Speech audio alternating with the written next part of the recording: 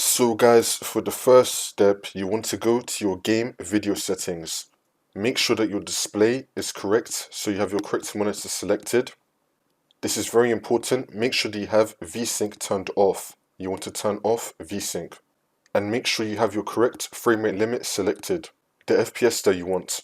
Obviously, if you're playing a different game than Fortnite, then your game settings are going to look different, but it's still pretty much going to be the same. So again, make sure you have VSync turned off.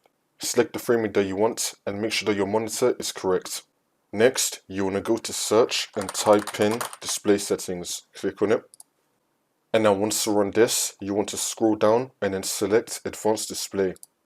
Once this comes up, make sure that you have your correct monitor selected and you want to set your refresh rate to the correct one, to the highest preferably.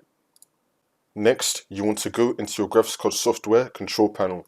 So in my case, I'm going to right click on my desktop, show more options. I'm going to find nvidia control panel.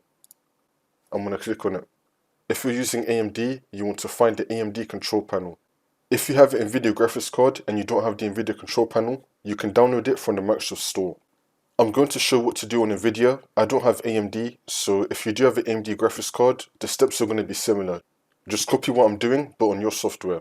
So on nvidia, you want to go to change resolution.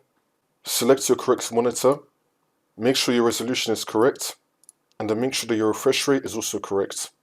And then you want to apply the changes. Next, in the top left, select Manage 3D Settings. And now you want to scroll down till you find Vertical Sync. Make sure you have it turned off.